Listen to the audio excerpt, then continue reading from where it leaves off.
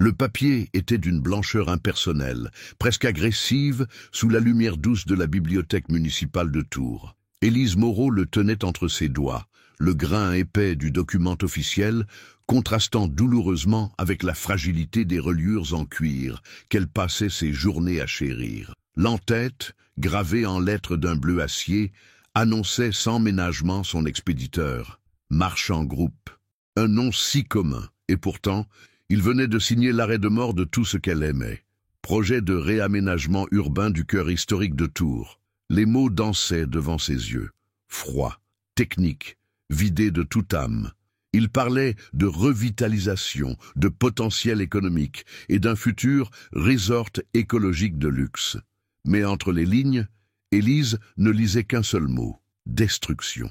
Le périmètre concerné englobait une dizaine de bâtiments, dont la petite librairie indépendante du coin, l'atelier d'un luthier dont la famille exerçait ici depuis 4 générations et, surtout, cet édifice, sa bibliothèque, son sanctuaire. Depuis 10 ans, elle travaillait ici.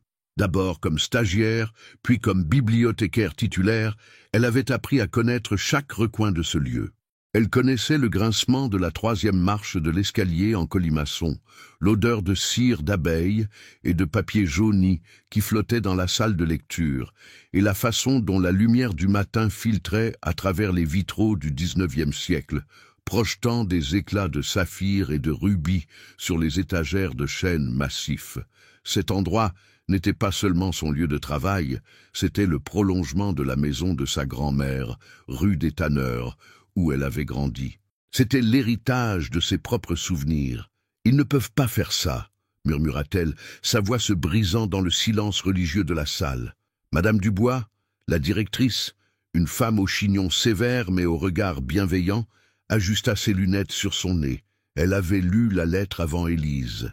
La résignation pesait sur ses épaules comme le poids de tous les livres qu'elle avait catalogués au cours de sa carrière. « C'est légal, Élise.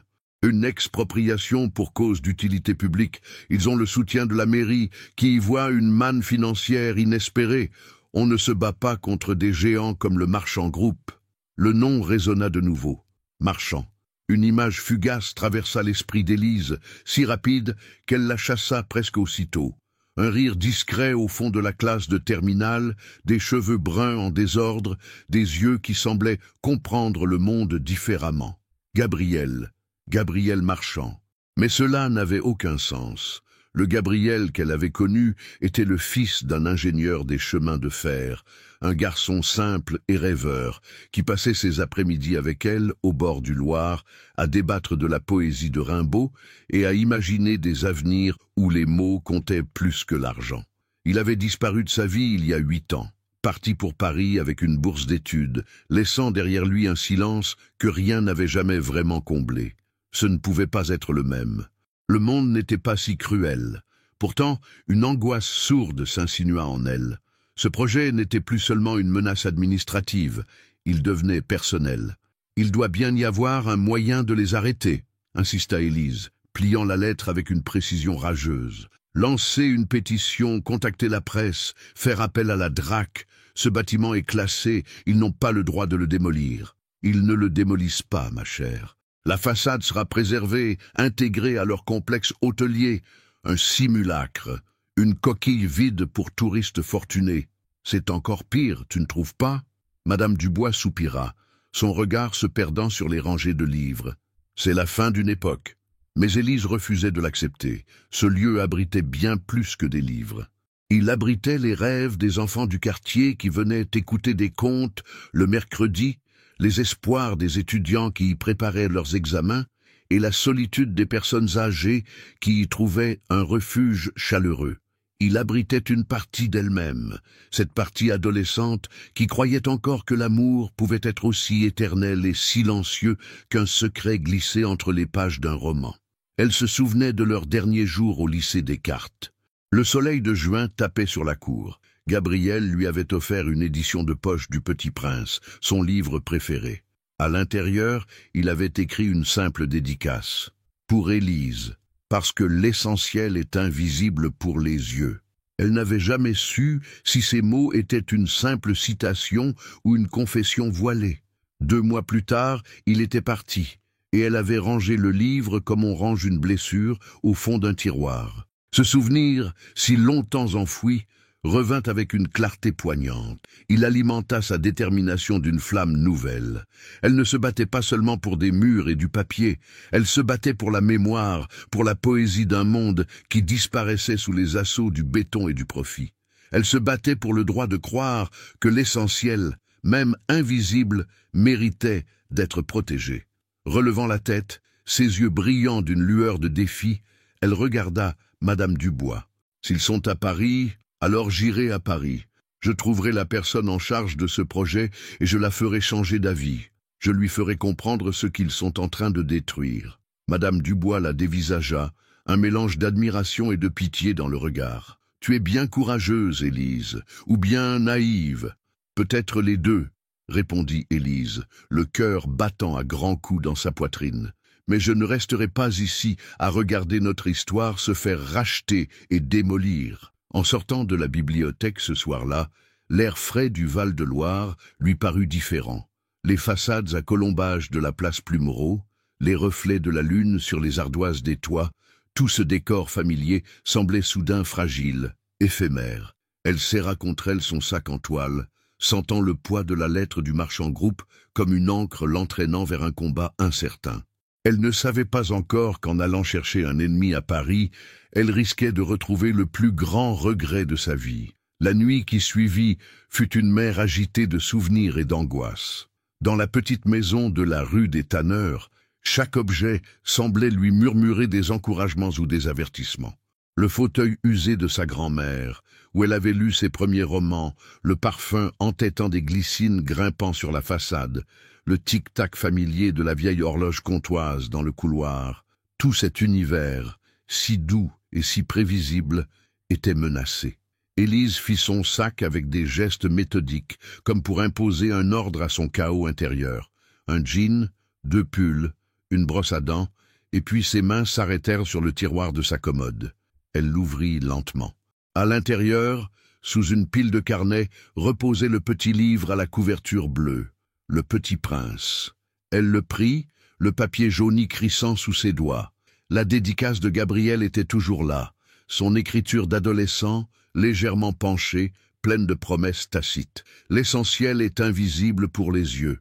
Ironiquement, elle partait à Paris pour se battre contre un projet dont la seule logique était visible, quantifiable, financière. Elle partait affronter des gens pour qui l'essentiel était probablement un chiffre sur un bilan comptable.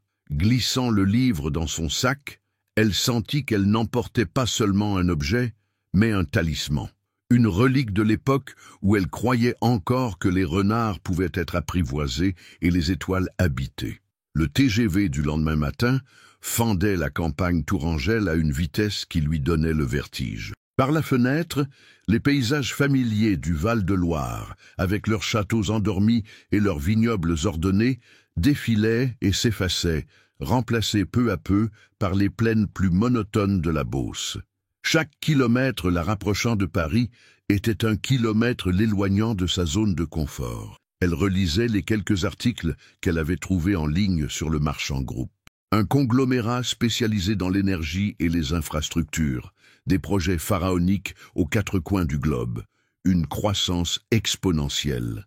Le PDG, un certain Arnaud de Villiers, était un homme d'affaires redoutable. Pas une seule mention d'un Gabriel Marchand. Un soulagement fragile la traversa. Son Gabriel n'avait rien à voir avec ce monde impitoyable. C'était une simple coïncidence de nom. Pourtant, elle ne parvenait pas à se défaire de cette appréhension. Dans son esprit, elle répétait les arguments qu'elle présenterait. Elle parlerait de l'âme de la bibliothèque, de son rôle social, de son importance pour la communauté.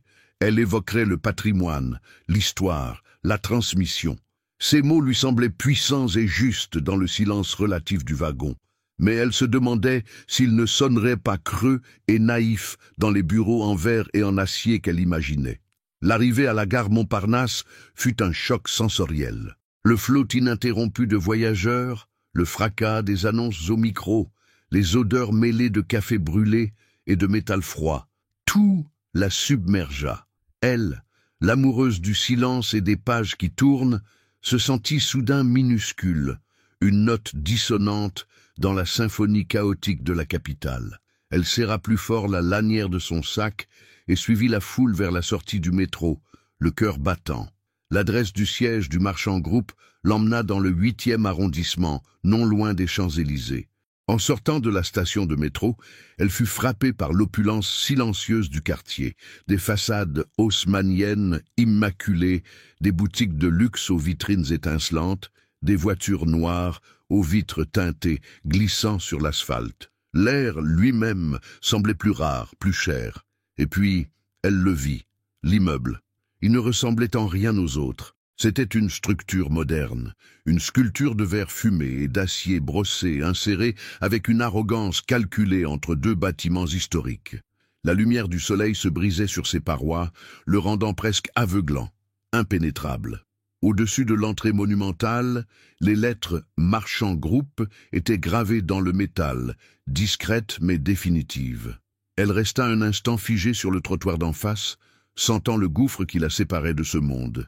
Des hommes et des femmes en costume impeccable entraient et sortaient du bâtiment, le pas rapide, le visage fermé, des téléphones collés à l'oreille. Ils étaient les rouages de cette machine puissante, tandis qu'elle n'était qu'un grain de sable venu tenter de l'enrayer. L'envie de faire demi-tour, de reprendre le premier train pour Tours, pour la sécurité de ses étagères et de ses silences, la saisit avec une force inouïe. Mais l'image de Madame Dubois, de son regard résigné, lui revint en mémoire. Non, elle était venue pour se battre. Prenant une profonde inspiration, elle traversa la rue. Les portes vitrées coulissèrent sans un bruit devant elle, l'aspirant dans un hall qui ressemblait plus à un musée d'art contemporain qu'à une entrée d'entreprise. Le sol était en marbre noir poli, reflétant le plafond vertigineux. Un silence feutré régnait, seulement troublé par le cliquetis discret des talons sur la pierre.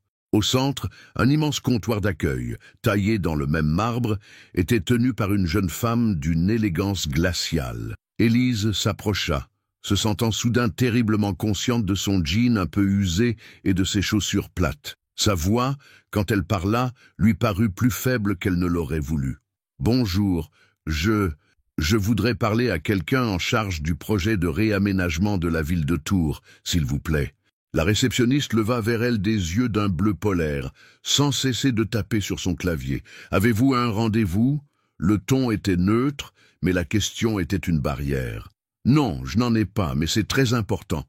Je viens de la part de la bibliothèque municipale de... »« Je suis désolée, madame, » la coupa-t-elle sans la regarder. « Nous ne recevons personne sans rendez-vous. Pourriez-vous me donner le nom de votre contact ? Je n'ai pas de contact. Je voudrais juste parler au chef de projet ou à n'importe qui du département immobilier. » Élise sentait le désespoir poindre. Elle avait traversé la France et elle était bloquée à 10 mètres de l'entrée par un mur de procédure. La réceptionniste soupira, un souffle à peine perceptible d'impatience. « Ce n'est pas possible. Vous pouvez envoyer un courriel au service communication si vous le souhaitez. » Elle désigna un écran tactile sur le comptoir, son geste signifiant clairement que la conversation était terminée. Élise resta là, interdite, le bruit de son propre cœur résonnant dans ses oreilles. Elle était dans la forteresse, mais toutes les portes étaient closes. Le géant qu'elle était venue affronter ne daignait même pas la voir. Il ne savait même pas qu'elle existait. Désemparée, elle recula d'un pas, son regard balayant le hall immense, cherchant une issue, une faille, un espoir. C'est alors qu'une porte d'ascenseur s'ouvrit, et son monde s'arrêta de tourner. Un groupe de 3 hommes, en costume sombre, sortit le premier, marchant d'un pas pressé et déterminé, des tablettes à la main. Ils s'écartèrent pour laisser passer la personne qui les suivait. Et c'est là qu'Élise le vit. Le temps sembla se distordre, s'étirer puis se figer en une fraction de seconde insupportable. Ce n'était plus le garçon aux cheveux en désordre et au sourire timide. C'était un homme qu'elle reconnut et ne reconnut pas tout à la fois. Gabriel Marchand se tenait là, au cœur de ce temple du capitalisme, comme s'il en était le pilier central. Il portait un costume bleu nuit taillé sur mesure qui épousait des épaules devenues plus larges. Ses cheveux, autrefois rebelle, était maintenant coiffée avec une précision étudiée, révélant un visage aux traits plus nets, plus durs. Une montre au bracelet de métal brillait discrètement à son poignet. Mais ce furent ses yeux qui la frappèrent le plus. Les mêmes yeux gris-verts qu'elle connaissait par cœur, mais le rêve adolescent qui y flottait avait été remplacé par une lueur d'autorité, une sorte de lassitude polie, le regard de quelqu'un habitué à évaluer, décider et diriger.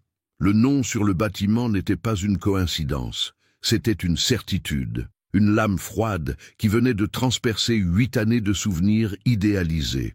Le garçon qui lui lisait des poèmes au bord du Loir, et l'homme qui s'apprêtait à raser sa bibliothèque n'étaient qu'une seule et même personne. La nausée la submergea, un mélange toxique de choc, de trahison et d'une tristesse si profonde qu'elle lui coupa le souffle. Le regard de Gabriel balaya le hall d'un air distrait, probablement en route vers une autre réunion, un autre contrat. Puis ses yeux se posèrent sur elle, et pour la première fois, le masque du PDG se fissura. Un imperceptible tressaillement parcourut son visage. Ses pas ralentirent, puis s'arrêtèrent complètement. Ses lèvres s'entr'ouvrirent légèrement, comme s'il voulait prononcer un mot qui ne venait pas. Le temps reprit son cours, mais dans un silence assourdissant. Ses collaborateurs s'étaient tus, sentant le changement soudain dans l'atmosphère. La réceptionniste elle-même semblait avoir cessé de respirer. Dans ce hall immense et impersonnel, ils étaient de nouveau seuls au monde, comme sur les bancs du lycée. 2 univers qui n'auraient jamais dû se rencontrer à nouveau entraient en collision.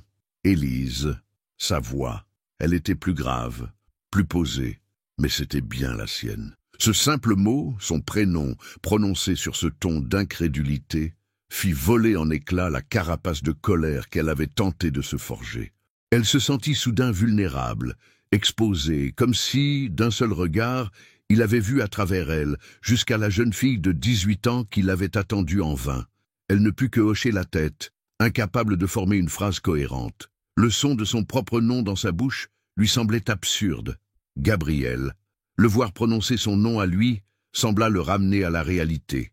Il cligna des yeux, comme pour s'assurer qu'elle n'était pas une hallucination.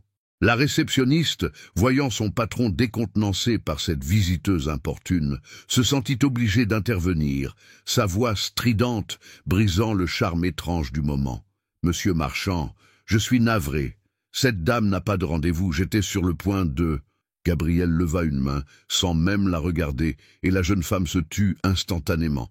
Tous les regards étaient tournés vers lui, attendant une directive.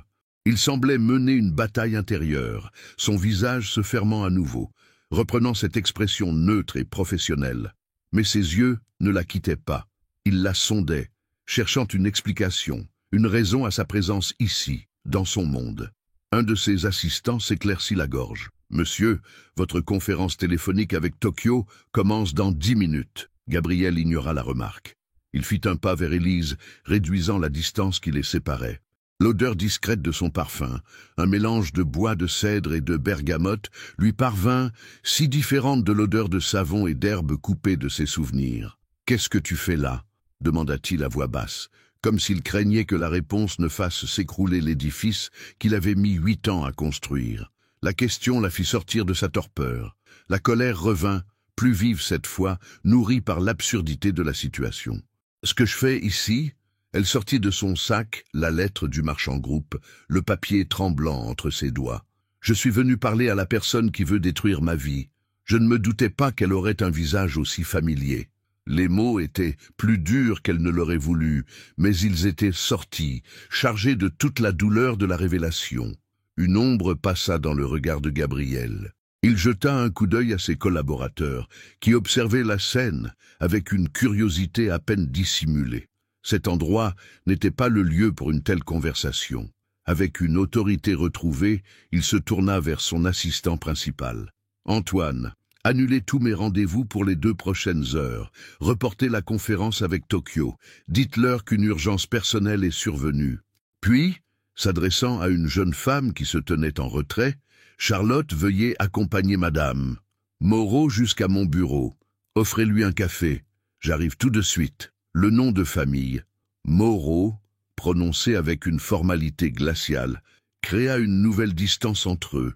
Il n'était plus Gabriel, il était Monsieur Marchand, et elle était Madame Moreau, une intruse.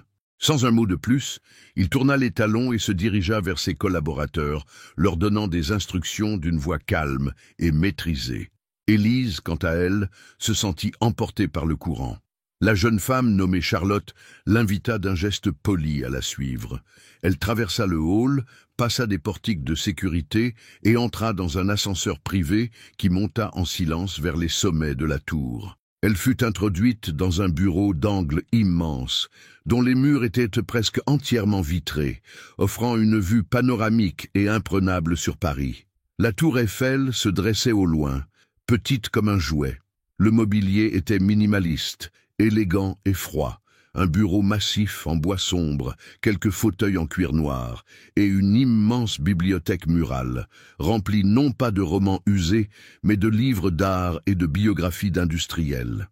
C'était le bureau d'un roi, dominant son royaume.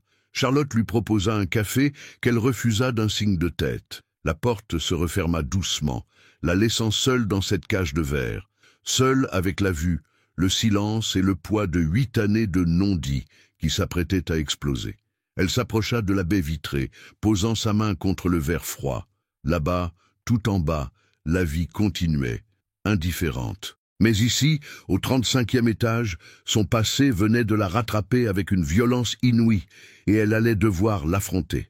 L'attente dura une dizaine de minutes, un laps de temps à la fois trop court et interminable. Élise arpentait le bureau, incapable de rester en place. Chaque objet semblait crier la richesse et le pouvoir de l'homme qu'était devenu Gabriel. Une maquette architecturale d'un projet de barrage au Brésil, une statuette africaine ancienne sous une cloche de verre, des photos encadrées où il serrait la main de politiciens influents. Rien, absolument rien, ne rappelait le garçon qui dessinait des caricatures dans les marges de ses cahiers, sauf peut-être cette bibliothèque. Malgré les ouvrages d'affaires, une étagère, plus à portée de main, semblait abriter des volumes plus personnels. Elle s'approcha, le cœur battant, parcourant les titres du regard, des éditions originales de Camus, de Stendhal, et puis son souffle se coupa, un exemplaire du Petit Prince, relié en cuir, à l'aspect usé. Le sien? Non, le sien était dans son sac. Celui-ci était différent, plus luxueux, une première édition peut-être. Un frisson la parcourut. Il avait donc gardé cette part de lui. La porte s'ouvrit, la faisant sursauter. Gabriel entra, fermant le battant derrière lui. Le bruit feutré du mécanisme scella leur huis clos. Il avait retiré sa veste de costume et déboutonné le col de sa chemise, un geste qui se voulait sans doute décontracté, mais qui ne faisait que souligner la tension palpable entre eux. Il ne la regarda pas tout de suite, se dirigeant vers un bar discret dissimulé dans un pan de mur pour se servir un verre d'eau. « Tu veux quelque chose ?» demanda-t-il, le dos tourné. « Des explications ?» répondit-elle sèchement, sa voix plus assurée qu'elle ne l'aurait cru. Il se retourna, le verre à la main, et s'adossa à son bureau, créant une distance physique entre eux. Il la dévisagea longuement, comme s'il essayait de faire coïncider la jeune femme en colère qui se tenait devant lui avec le souvenir qu'il avait gardé d'elle. « Je suppose que tu as quelques questions, » dit-il enfin, avec un calme qui la mit hors d'elle. « Quelques questions ?» répéta-t-elle, un rire amer lui échappant. « Gabriel, tu es à la tête d'une multinationale qui s'apprête à démolir ma bibliothèque, la bibliothèque où nous passions des heures à réviser notre bac. Et tout ce que tu trouves à dire, c'est que j'ai quelques questions. Comment? Pourquoi? Qu'est-ce qui s'est passé en 8 ans? » Il but une gorgée d'eau, ses yeux ne quittant pas les siens. Son calme était une armure, et elle sentait que ses mots ricochèrent dessus.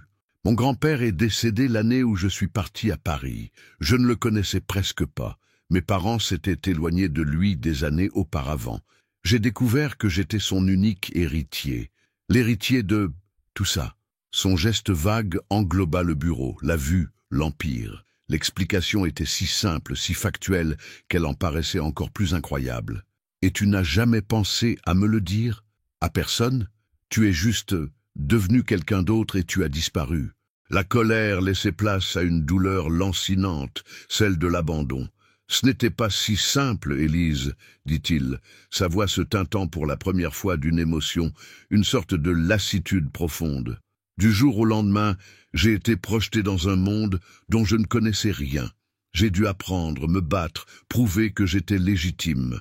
J'avais 20 ans et un conseil d'administration qui me voyait comme un gamin qu'il fallait manipuler. J'ai dû renoncer à beaucoup de choses pour survivre. J'ai dû renoncer à qui j'étais. Et tu as renoncé à moi par la même occasion, murmura-t-elle. Un silence pesa entre eux. Il posa son verre, ses doigts crispés sur le cristal. C'est plus compliqué que ça. Je pensais que c'était mieux pour toi, pour nous.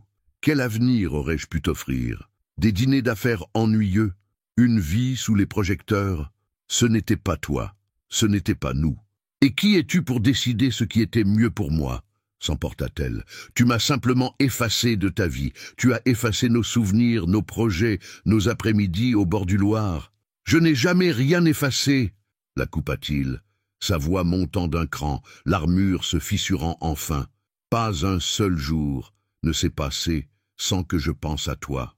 Tu crois que c'était facile de lire tes rares lettres où tu me parlais de tes études, de la bibliothèque et de savoir que je ne pouvais plus faire partie de ce monde, de savoir que si je revenais, je le détruirais avec tout ce que je représentais? Élise le fixa, stupéfaite. Elle lui avait écrit au début 3 ou 4 lettres pleines d'espoir et de questions, envoyées à l'adresse de sa résidence universitaire. Il n'avait jamais répondu. Elle avait fini par croire qu'il l'avait oublié, qu'il s'était fait de nouveaux amis, une nouvelle vie. « Tu n'as jamais répondu, » dit-elle, la voix tremblante, « parce que je ne savais pas quoi dire. » Il passa une main dans ses cheveux, un geste familier qui lui serra le cœur. « Qu'est-ce que j'aurais pu écrire?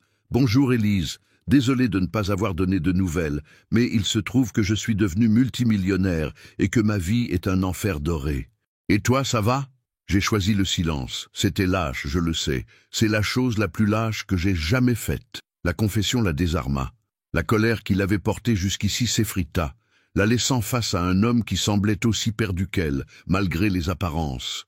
Il n'était pas seulement le PDG impitoyable, il était aussi Gabriel, le garçon qui avait eu peur. Elle fit un pas vers lui, attirée par cette parcelle de vulnérabilité. « Et la bibliothèque, Gabriel, tu savais ? Tu savais que c'était la mienne, que j'y travaillais ?» Il baissa les yeux, incapable de soutenir son regard. La confirmation silencieuse fut plus douloureuse qu'un aveu. « C'est une décision du Conseil, Élise. Le projet pour Tours est stratégique. Il est dans les cartons depuis 2 ans. Quand le nom de la bibliothèque est apparu dans le dossier final, il y a quelques mois, j'ai essayé de trouver une alternative. Mais le projet était trop avancé, les accords avec la mairie déjà signés. « Tu as essayé ?» Elle secoua la tête, incrédule. « Tu es le grand patron, le marchand du marchand groupe. Tu ne peux pas simplement dire non? Tu ne comprends pas comment ce monde fonctionne ?» répliqua-t-il, un éclair de frustration dans les yeux. « Je ne suis pas un dictateur. Je dois rendre des comptes à des actionnaires, à un conseil. Ce projet représente des centaines de millions d'euros d'investissement et des milliers d'emplois. Je ne peux pas l'annuler sur un coup de tête, pour des raisons personnelles. » Le mot « personnel » la blessa profondément. Leurs souvenirs, son travail, l'âme d'un lieu, tout cela était réduit à de simples raisons personnelles, insignifiantes, face à la logique implacable des affaires. « Alors c'est tout ?» demanda-t-elle, sa voix se brisant. « Tu vas raser notre passé pour construire un hôtel de luxe? C'est ça l'homme que tu es devenu ?» Il releva la tête, son regard dur comme l'acier. « L'homme que je suis devenu est celui qui assure la pérennité de l'entreprise qui fait vivre 50 000 familles. L'homme que je suis devenu prend des décisions difficiles tous les jours. C'est mon devoir. » Il se faisait face, séparé par 8 ans de silence et un fossé de plusieurs milliards d'euros. Le garçon qu'elle avait aimé et l'homme qu'il était devenu semblaient irréconciliables. Et pourtant, dans ses yeux, elle crut déceler une lueur de regret, une douleur qui faisait écho à la sienne. « Je ne te laisserai pas faire, » dit-elle doucement, mais avec une détermination sans faille. « Je ne sais pas encore comment, mais je me battrai pour la bibliothèque, pour ce qu'elle représente, et pour le souvenir du garçon qui m'a offert ce livre. » Son regard se porta sur l'étagère, sur la vieille édition du Petit Prince. Gabrielle suivit son regard. Une expression indéchiffrable traversa son visage. C'était comme si elle venait de toucher une corde sensible, une faille dans son armure qu'il croyait inviolable. La bataille ne faisait que commencer, et elle ne se jouerait pas seulement sur le terrain des affaires, mais aussi sur celui, bien plus dangereux, des sentiments et des souvenirs partagés. Le silence qui suivit sa déclaration fut plus lourd encore que les mots qui l'avaient précédé. Gabrielle la regarda, le visage fermé, comme un homme acculé qui choisit de se réfugier derrière les remparts de la logique. Il fit le tour de son bureau, créant une nouvelle barrière entre eux, et posa ses mains à plat sur le bois sombre, comme pour s'ancrer à sa réalité. « Je comprends ta colère, Élise. Vraiment. Mais ce n'est pas si simple. Cependant... » Il marqua une pause, choisissant ses mots avec une prudence qui la glaça. « Le marchand groupe est prêt à faire un geste. Nous pouvons financer la construction d'une nouvelle bibliothèque, plus moderne, plus fonctionnelle, dans un autre quartier.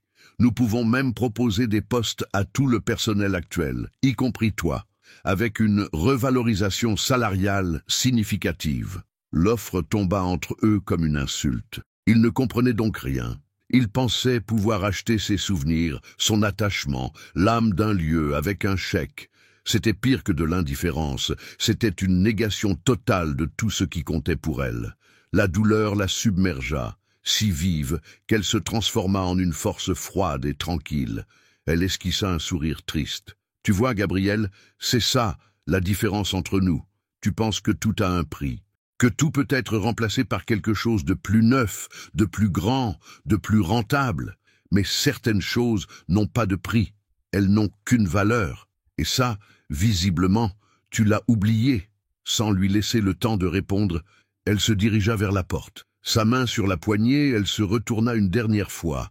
Le soleil de l'après-midi frappait les vitres du bureau, l'encerclant d'une aura dorée, le transformant en une silhouette puissante et solitaire. « Tu as peut-être gagné un empire, » lui dit-elle, sa voix dénuée de toute colère, simplement empreinte d'un immense chagrin. « Mais je crois que tu as perdu l'essentiel. » Elle sortit et referma la porte derrière elle sans un bruit. Elle traversa les couloirs luxueux, reprit l'ascenseur, passa devant la réceptionniste qui l'ignora superbement et se retrouva sur le trottoir parisien, le cœur en miettes. L'air de la ville lui parut soudain irrespirable. Le bruit des klaxons, le flot des passants, tout l'agressait. Elle marcha sans but, d'un pas mécanique, emportée par la foule comme une feuille morte dans un torrent. Elle se sentait vidée, trahie non seulement par l'homme, mais aussi par le souvenir qu'elle avait chéri pendant 8 ans. Ses pas la menèrent instinctivement vers la Seine. Elle s'accouda au parapet du pont des Arts, regardant les bateaux-mouches glisser sur l'eau couleur de jade. Le fleuve parisien était si différent de son Loire. Le Loire était sauvage, changeant, bordé de sable et de saules pleureurs. C'était un fleuve intime, le confident de leurs conversations d'adolescents. La Seine, elle, était un décor de cartes postales, canalisé, maîtrisé, bordé de monuments majestueux. Elle était à l'image de Gabrielle, autrefois un fleuve de campagne plein de promesses, aujourd'hui un cours d'eau puissant et endigué au service d'un empire. Une larme roula sur sa joue. Elle ne pleurait pas seulement la bibliothèque. Elle pleurait le garçon qu'elle avait aimé, celui qui semblait avoir été enseveli sous des couches de costumes coûteux et de responsabilités écrasantes. Existait-il encore, quelque part? Ou l'avait-elle simplement idéalisé pendant toutes ces années? Le combat qu'elle voulait mener lui parut soudain dérisoire. Comment se battre contre un homme qui avait renoncé à lui-même? Dans sa prison dorée, Gabrielle n'avait pas bougé. Il fixait la porte close, comme s'il s'attendait à la voir se rouvrir. Les derniers mots d'Élise résonnaient dans le silence de son bureau. « Tu as perdu l'essentiel. » Elle avait repris les mots de leur livre, les mots de Saint-Exupéry, et les avait retournés contre lui comme un poignard. Et elle avait raison, il se sentit suffoqué. La vue panoramique sur Paris, qui d'habitude lui procurait un sentiment de puissance et de contrôle, lui apparut soudain comme les barreaux d'une cage. Il était le maître de tout ce qu'il voyait, et pourtant il n'avait jamais été aussi impuissant. Il s'approcha de la bibliothèque murale, le regard attiré par l'exemplaire usé du Petit Prince. Il le prit, le cuir de la reliure doux et familier sous ses doigts. Ce n'était pas n'importe quelle édition, c'était celle de son père, celle que son père lui lisait quand il était enfant, bien avant que la fortune et les querelles de famille ne les séparent. Il l'ouvrit. À l'intérieur, glissé entre deux pages, se trouvait un morceau de papier à carreaux arraché à un cahier de lycée. Le papier était jauni, l'encre bleue, un peu passée. C'était une lettre qu'il avait écrite le dernier jour de classe, 8 ans plus tôt. Une lettre pour Élise. Élise, il y a des choses plus difficiles à dire qu'à écrire, et même à écrire, je n'y arrive pas bien. Je pars demain, et j'ai l'impression de laisser derrière moi la seule chose qui compte vraiment. J'ai essayé de te le dire 100 fois cet après-midi en te donnant ce livre, mais les mots sont restés coincés. Je crois que je suis amoureux de toi, pas comme on aime une amie, mais comme on aime la personne avec qui on a envie de regarder les étoiles toute sa vie. J'espère qu'un jour, j'aurai le courage de te donner cette lettre. J'espère qu'il ne sera pas trop tard. Gabriel, il n'avait jamais eu ce courage. La mort de son grand-père, le chaos de la succession, la peur de l'entraîner dans ce monde qui n'était pas le sien, il avait choisi la fuite, le silence, se persuadant que c'était pour la protéger. Aujourd'hui, en la voyant, il comprenait la véritable nature de sa lâcheté. Il ne la protégeait pas. Il se protégeait, lui. Son téléphone vibra sur le bureau, le tirant de ses pensées. Le nom d'Hélène de Varenne s'afficha, sa fiancée. Il décrocha, sa voix sonnant fausse à ses propres oreilles. Hélène. Gabriel, mon amour, j'espère que je ne te dérange pas. Dis-moi, pour le gala de la Fondation vendredi, tu préfères que je mette la robe Dior ou la Chanel? Bernard et Isabelle seront à notre table, il faut faire bonne impression. Sa voix, habituellement si charmante et pétillante, lui parut soudain vide de sens. Des robes, des galas, des impressions, était-ce cela sa vie? Il regarda la petite lettre dans sa main, puis la vue sur la ville. Un gouffre séparait ces deux mondes. « Je te rappellerai, Hélène, » dit-il, sa voix plus ferme. Il raccrocha avant qu'elle ne puisse protester et appuya sur l'interphone. « Antoine, venez dans mon bureau, immédiatement. » Son assistant entra quelques secondes plus tard, le visage prudent. Gabriel était resté debout, le livre et la lettre toujours à la main. « Monsieur, annulez mes engagements pour le reste de la semaine. Je pars pour Tours ce soir. Réservez une suite à l'hôtel de l'Univers. Et je veux que vous organisiez une réunion pour demain après-midi avec Madame Élise Moreau de la bibliothèque municipale. Dites-lui que c'est une réunion de travail officielle concernant le projet. Je veux qu'elle soit là. » Il ne se battait plus contre elle. Il allait se battre pour comprendre s'il restait quelque chose à sauver. Pas seulement la bibliothèque, mais lui-même. Élise était retournée à la gare Montparnasse comme une somnambule. Le billet de retour pour Tours déjà acheté dans sa tête. Sa mission éclair à Paris s'était soldée par un échec cuisant, une confrontation douloureuse qui avait laissé plus de questions que de réponses. Assise sur un banc froid, au milieu du tumulte des départs et des arrivées, elle regardait les visages anonymes des voyageurs, chacun avec sa propre histoire, sa propre destination. La sienne lui semblait soudain floue, incertaine. Que devait-elle faire maintenant ? Rentrer à Tours, accepter la défaite et regarder, impuissante, les bulldozers arriver? L'idée lui était insupportable. Son téléphone sonna, la tirant de sa torpeur. Un numéro inconnu avec un indicatif parisien. Elle hésita, puis décrocha, sa voix lasse. « Allô ? Madame Élise Moreau ?» La voix de l'homme était professionnelle, presque militaire. « Je suis Antoine Dubois, l'assistant personnel de monsieur Gabriel Marchand. » Le nom la fit se raidir. Elle s'attendait à tout. Une nouvelle offre financière, un avertissement, une fin de non-recevoir définitive. « Oui, c'est moi. Monsieur Marchand m'a chargé de vous convier à une réunion de travail demain après-midi, à 14 heures, à l'hôtel de l'Univers à Tours. L'objet de la réunion est de discuter plus en détail des modalités du projet et d'étudier d'éventuels compromis. » Élise resta silencieuse un instant, le cerveau en ébullition. Une réunion de travail? À Tours, après la conversation qu'ils venèrent d'avoir, cela n'avait aucun sens. Était-ce une stratégie? Une manière de la contenir, de l'enfermer dans un processus de négociation stérile pour gagner du temps? Un compromis? Répéta-t-elle sceptique. Votre patron m'a semblé très clair sur ses intentions. Monsieur Marchand sera présent en personne. Il estime qu'une discussion sur place, sur les lieux mêmes du projet, sera plus constructive. Vos frais d'hébergement pour cette nuit à Paris seront pris en charge si vous le souhaitez, afin que vous puissiez prendre le premier train demain matin. L'offre était déroutante. Il venait à elle, sur son terrain. La dynamique du pouvoir venait de s'inverser, ne serait-ce qu'un peu. Sa première impulsion fut de refuser, de claquer la porte à cette manœuvre qu'elle ne comprenait pas. Mais la combattante en elle reprit le dessus. Si Gabriel était prêt à faire le déplacement, à lui accorder une nouvelle audience, elle devait saisir cette chance. C'était peut-être la seule qu'elle aurait. « Très bien, dit-elle, sa voix retrouvant de sa fermeté. Je n'ai pas besoin d'hôtel à Paris, je rentre ce soir. Je serai à la Réunion demain, 14 heures, à l'hôtel de l'Univers. Parfait, Madame Moreau, nous vous attendrons. » Il raccrocha. Élise resta un long moment le téléphone à la main, le cœur battant la chamade.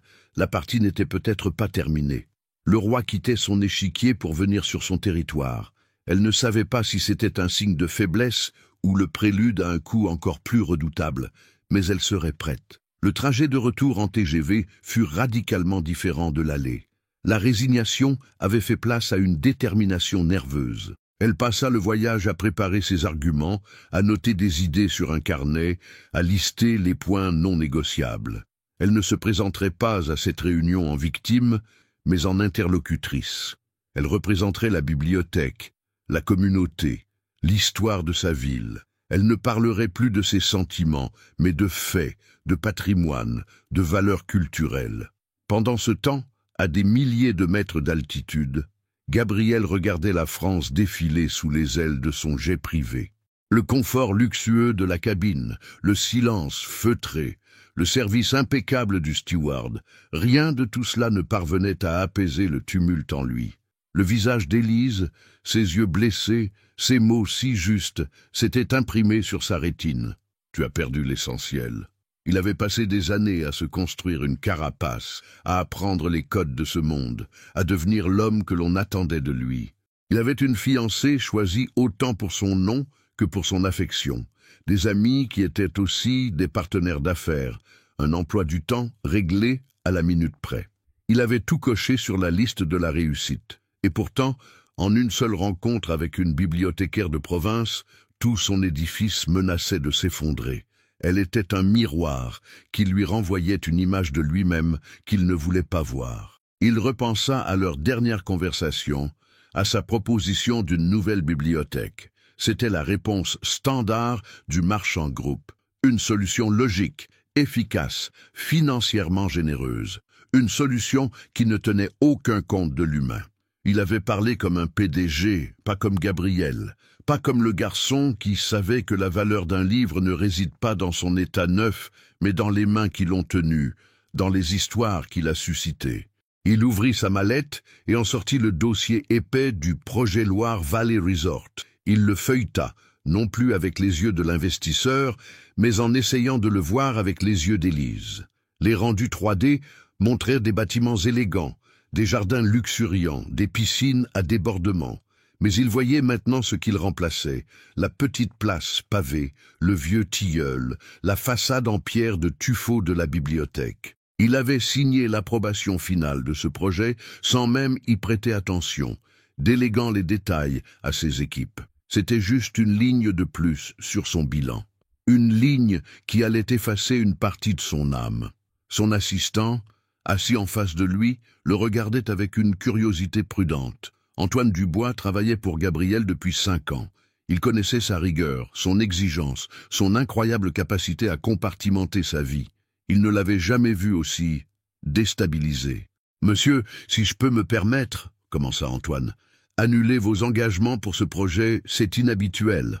Le conseil d'administration ne va pas apprécier, surtout Monsieur de Villiers. » Arnaud de Villiers était le président du conseil, l'ancien bras droit de son grand-père, un homme aussi puissant qu'ambitieux qui voyait Gabriel comme un jeune héritier à garder sous sa coupe. C'était lui qui avait poussé pour le projet de Tours. « Le conseil d'administration travaille pour moi, Antoine, pas l'inverse. » répondit Gabriel d'un ton sec, plus pour se convaincre lui-même que pour impressionner son assistant. Et il est temps que je réévalue personnellement certains dossiers. L'avion amorça sa descente vers l'aéroport de Tours. Par le hublot, Gabriel reconnut le tracé sinueux du Loir, les toits d'ardoise de la ville blottis sur ses rives. 8 ans. Il avait mis 8 ans à revenir. Il était parti en train avec un sac à dos et des rêves de littérature. Il revenait en jet privé avec un projet de destruction et un cœur lourd de regrets. Il ne savait pas ce qu'il dirait à Élise le lendemain. Il ne savait pas s'il existait un compromis possible entre leurs deux mondes. Mais il savait une chose. Pour la première fois depuis des années, il allait prendre une décision qui ne serait pas dictée par la logique des affaires, mais par autre chose, quelque chose d'invisible, quelque chose d'essentiel. L'Hôtel de l'Univers était une institution à Tours, une grande dame du 19e siècle qui avait vu défiler des générations de voyageurs, d'artistes et de têtes couronnées.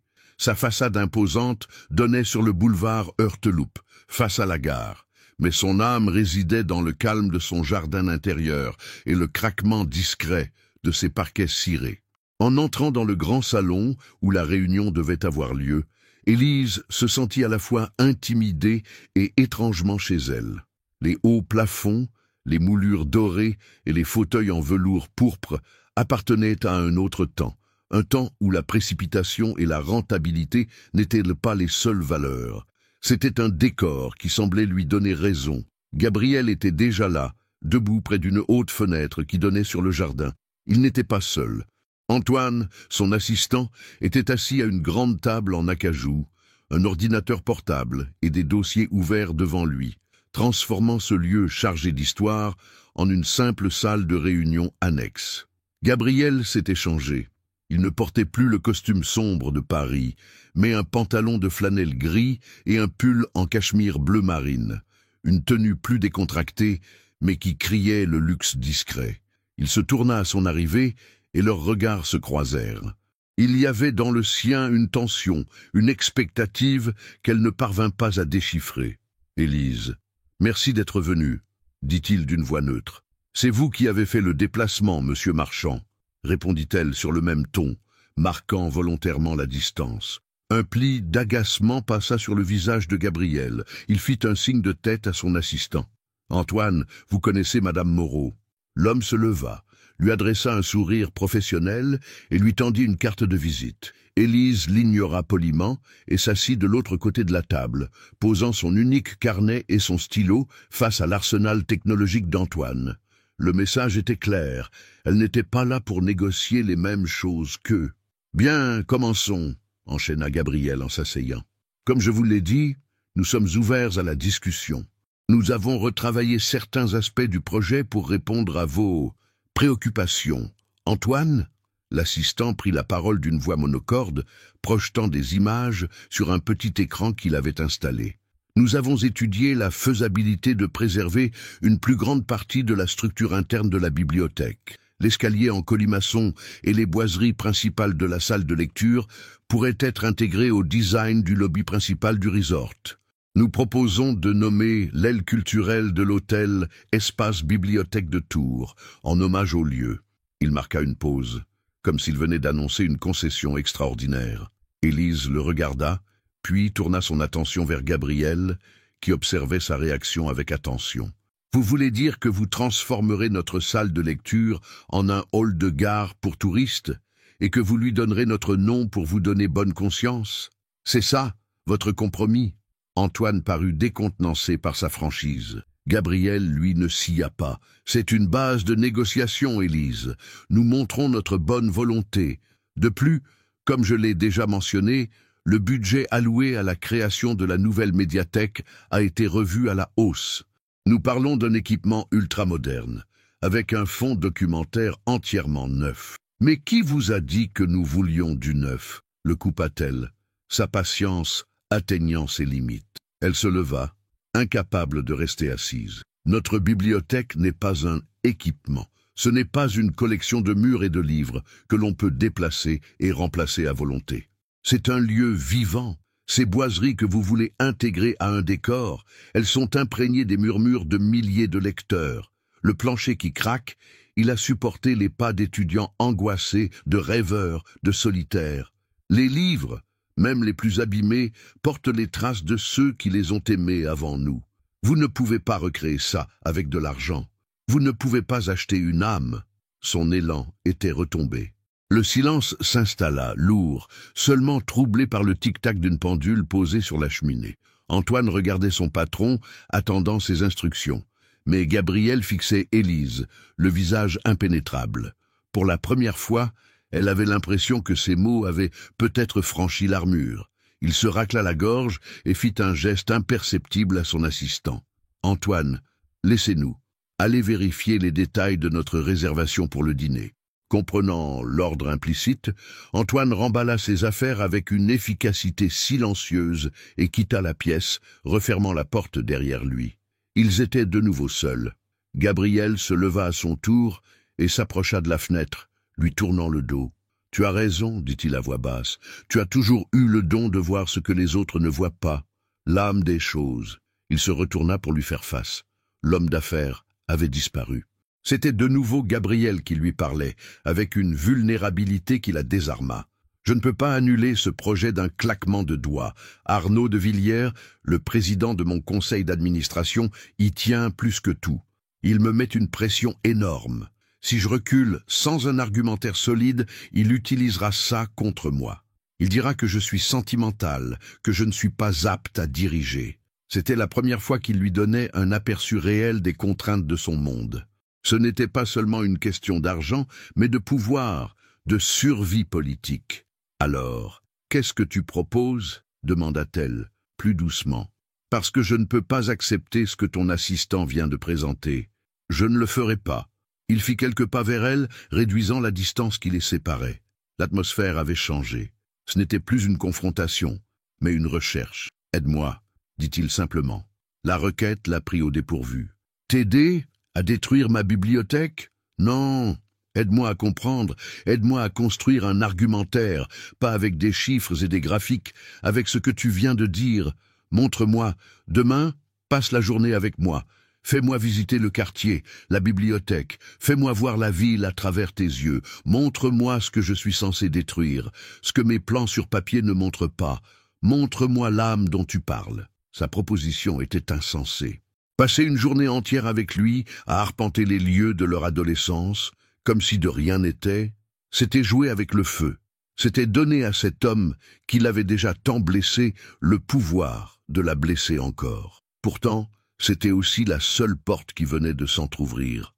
Un sursis, une chance de lui faire comprendre, non avec des mots, mais avec des sensations, des odeurs, des histoires. C'était un pari risqué, un pari sur le fait que quelque part, sous le cachemire et les responsabilités, le Gabriel qu'elle avait connu existait encore. Elle le regarda dans les yeux, cherchant le piège, mais elle ne vit qu'un homme en proie au doute, un homme qui lui demandait de lui rappeler qui il était. « D'accord, » accepta-t-elle, sa propre voix la surprenant. « Demain, 10 heures, sur le parvis de la bibliothèque. Mais sois prévenu, Gabriel, je ne te ménagerai pas. » Un soulagement presque imperceptible détendit les traits de son visage. « Je n'en attends pas moins de toi. » Le lendemain matin, un soleil pâle de fin d'automne filtrait à travers les nuages, baignant la place Anatole-France d'une lumière douce et mélancolique. À 10 heures précises, Élise attendait sur le parvis de la bibliothèque. Elle avait choisi sa tenue avec soin, un simple jean, un pull en laine couleur ocre et un long manteau gris. Elle voulait être elle-même, sans artifice, l'incarnation vivante de ce qu'elle défendait. Elle se sentait nerveuse, mais d'une nervosité combative. Aujourd'hui, elle n'était pas seulement une bibliothécaire, elle était la gardienne d'une mémoire. Une berline noire aux vitres teintées glissa silencieusement le long du quai et s'arrêta devant elle. Un chauffeur en livrée sortit pour ouvrir la portière arrière. Gabriel en descendit. Il portait un long manteau de cachemire sombre sur une tenue élégante mais sobre, comme s'il avait fait un effort pour ne pas paraître trop déplacé.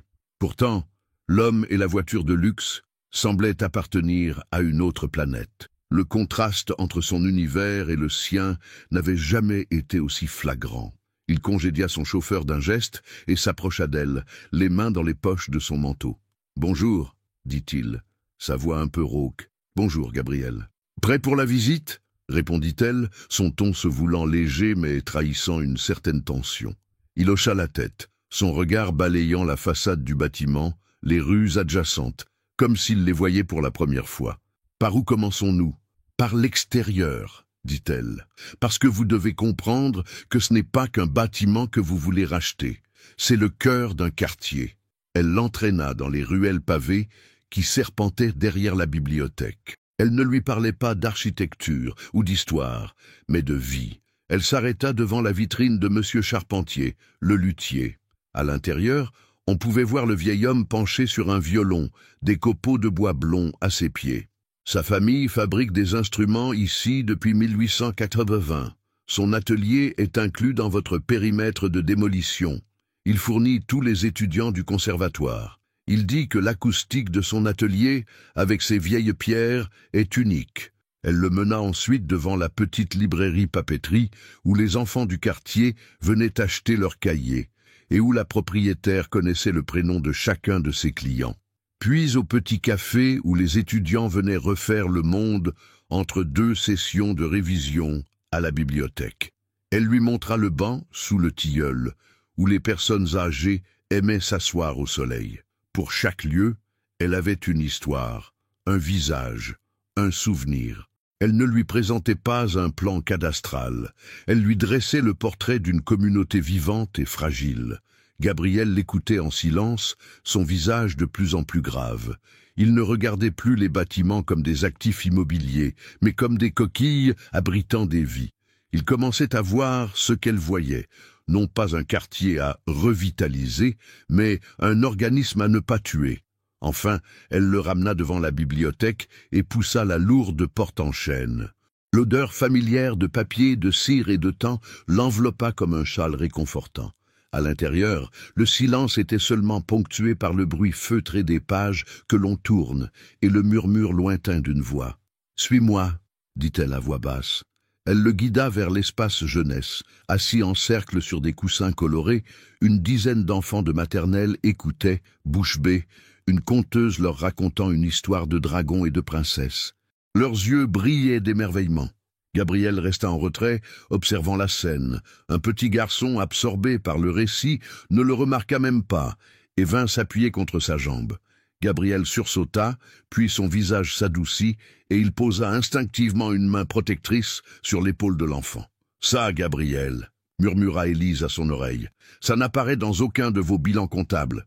Pour beaucoup de ces enfants, c'est le seul accès à la culture, à l'imaginaire. Leurs parents n'ont pas les moyens de leur acheter des livres. Ici, c'est gratuit.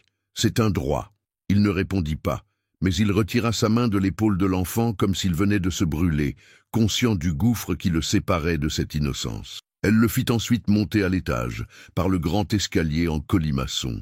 Leurs pas résonnaient sur le bois usé.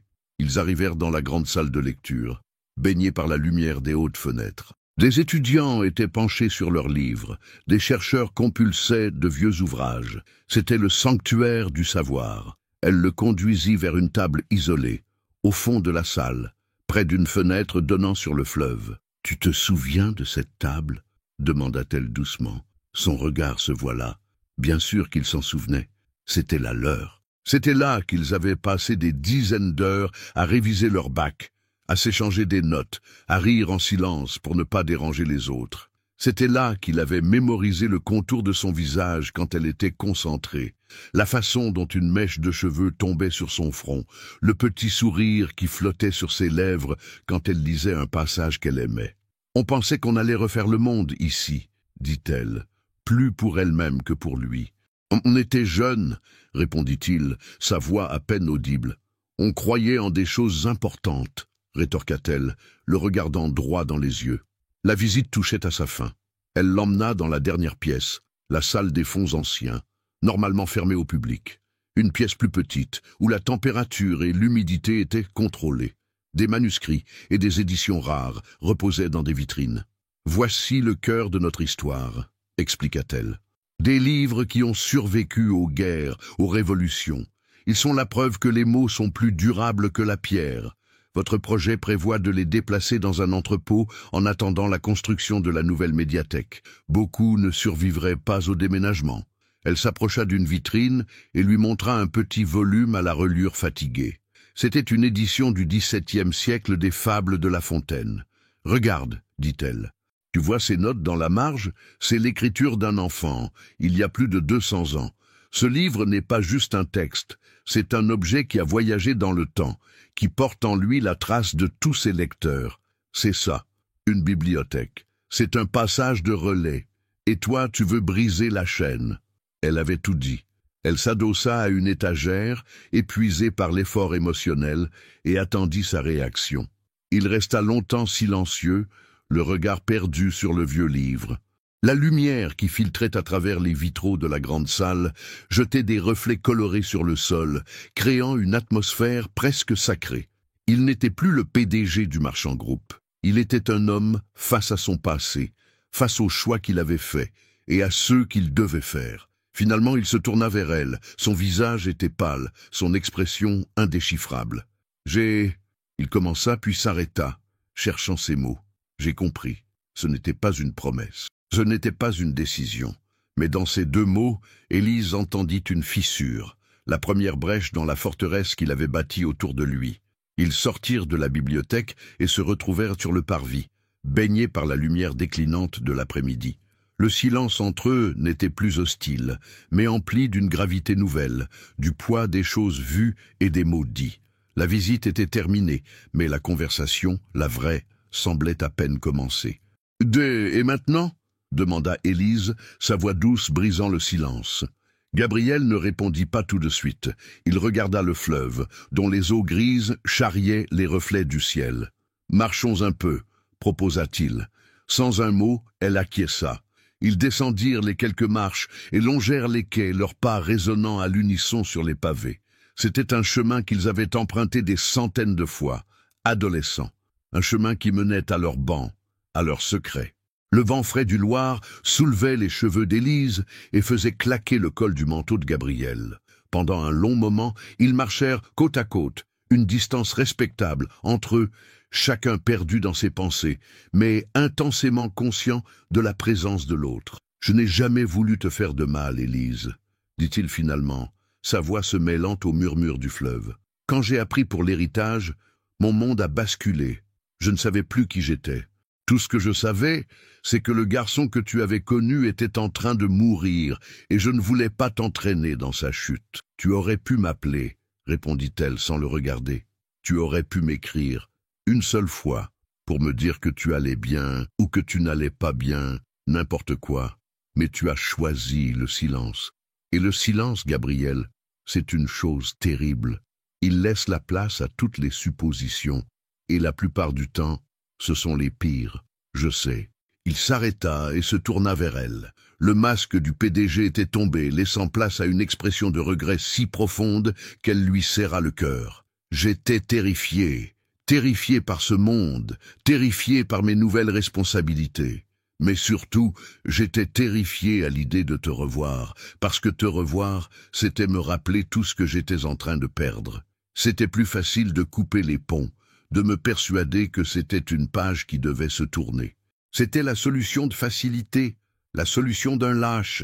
Il y avait une telle sincérité dans sa voix qu'elle sentit sa propre rancœur, si longtemps entretenue, commencer à se dissoudre. Elle ne voyait plus l'homme d'affaires arrogant, mais un homme qui avait passé 8 ans à porter un fardeau trop lourd pour lui. « Et maintenant ?» répéta-t-elle, mais la question n'avait plus la même signification. Elle ne parlait plus du projet, mais d'eux. Il fit un pas vers elle. « Maintenant, je suis là, et je vois ce que j'ai failli faire, ce que je risque encore de faire. Tu peux encore l'arrêter, murmura-t-elle. Ce n'est pas si simple. Arnaud de Villiers. Je sais, le coupa-t-elle, le président de ton conseil. Tu me l'as dit, mais si tu as vraiment compris, tu dois trouver un moyen. » Leurs regards s'accrochèrent. Dans le gris vert de ses yeux, elle revit une lueur familière, celle du garçon déterminé qui refusait d'abandonner un problème de maths ou un débat littéraire. « Je le trouverai, » promit-il. Une vague de chaleur l'envahit, un espoir fragile qu'elle n'osait pas encore s'avouer. Ils étaient là, au bord du fleuve de leur enfance. Et pour la première fois, ils se parlaient vraiment. La distance entre eux s'était amenuisée. Il semblait sur le point de dire quelque chose de plus, quelque chose d'important, quand son téléphone se mit à vibrer dans sa poche. Le son strident déchira la bulle qu'ils avaient créée. Il grimaça, sortit l'appareil.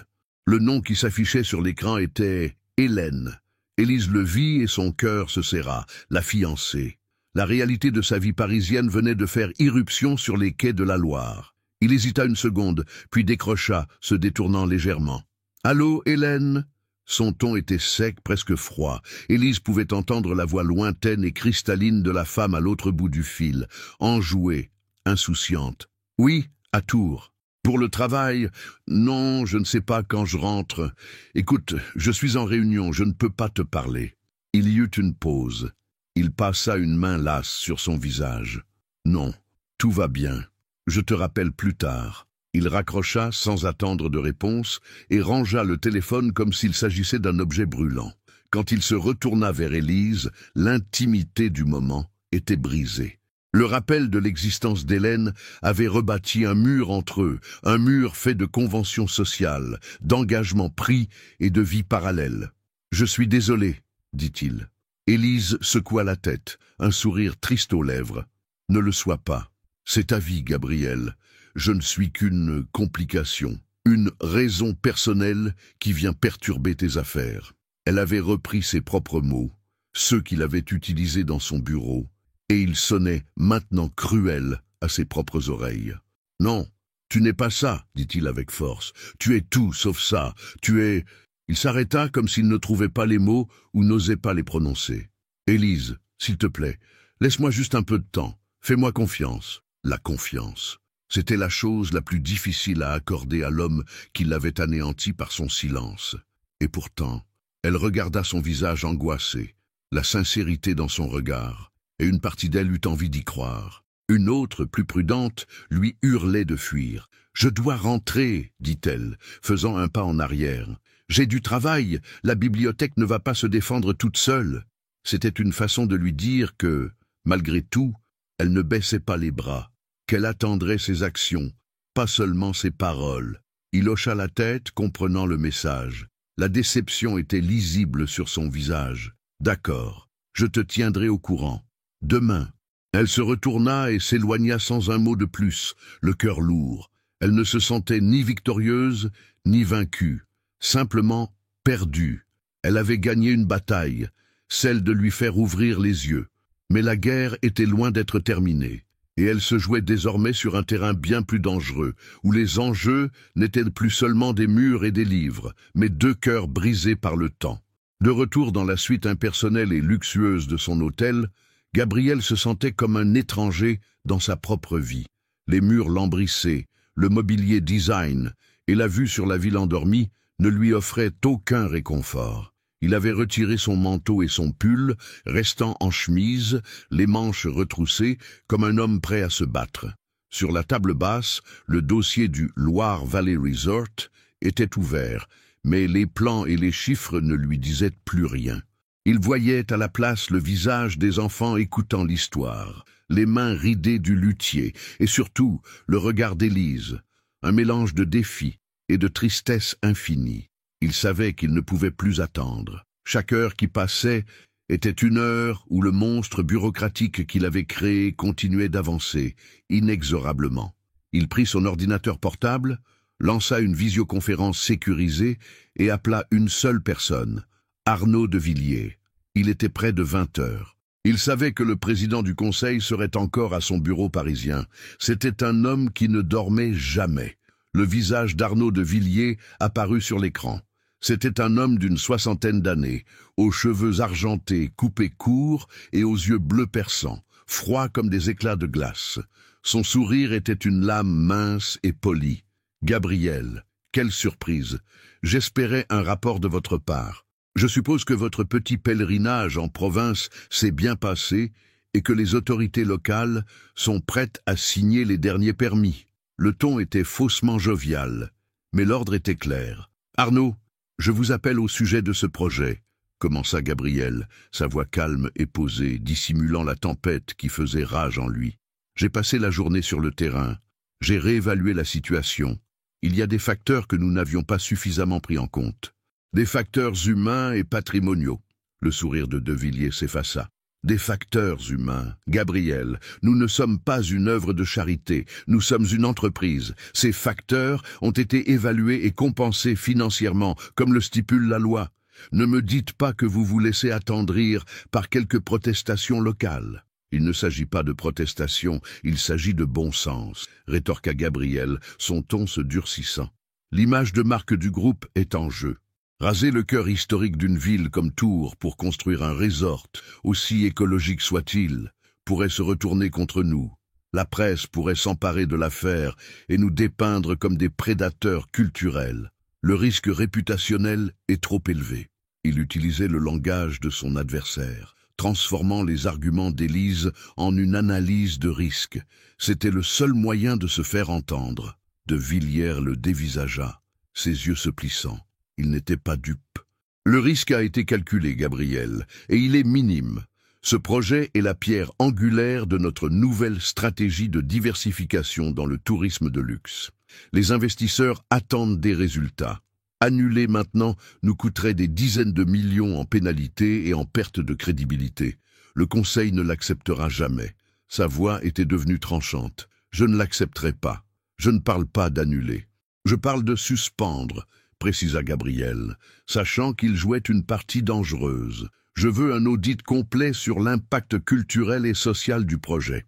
Je veux que nos architectes travaillent sur des alternatives qui intègrent le patrimoine existant de manière respectueuse et non cosmétique.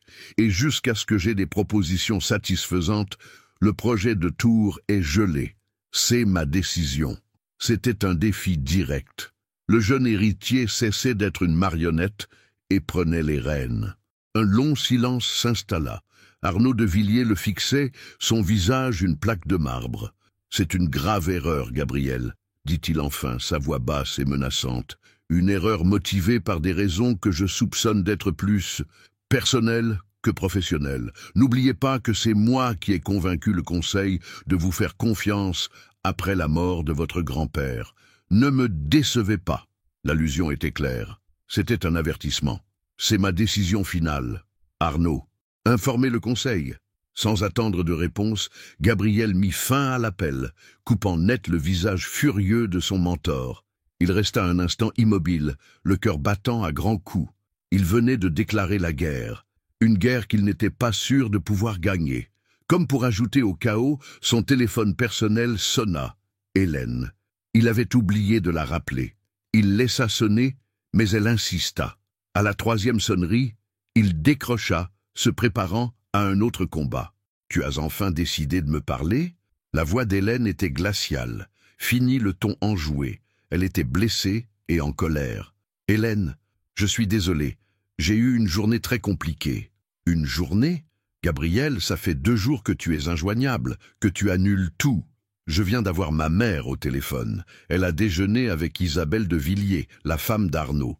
Il paraît que tu bloques le projet de Tours. Tout le monde en parle. Qu'est-ce qui te prend? Tu es en train de saboter ta propre carrière. » Le petit monde parisien, avec ses déjeuners et ses rumeurs, venait de le rattraper. « Ce sont des affaires, Hélène. C'est compliqué. »« Ne me dis pas que c'est compliqué. » Sa voix monta d'un cran. « Ce n'est jamais compliqué avec toi d'habitude. Tu es distant, tu es étrange. C'est à cause de cette ville, de ton passé.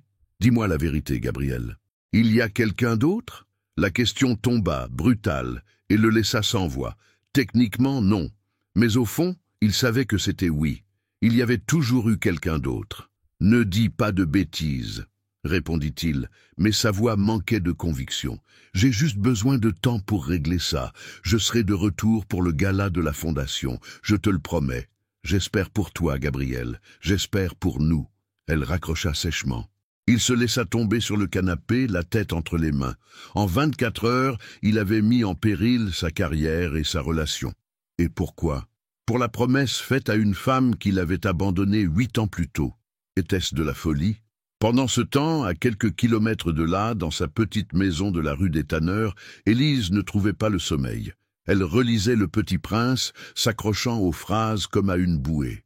Elle repensait à leur journée, à la lueur de compréhension dans les yeux de Gabriel, à sa promesse sur les quais. Une partie d'elle voulait y croire de toutes ses forces. L'autre, la partie meurtrie par des années de silence, lui murmurait de ne rien espérer. Elle regarda son téléphone posé sur la table de chevet. Il était muet. La nuit s'annonçait longue, très longue.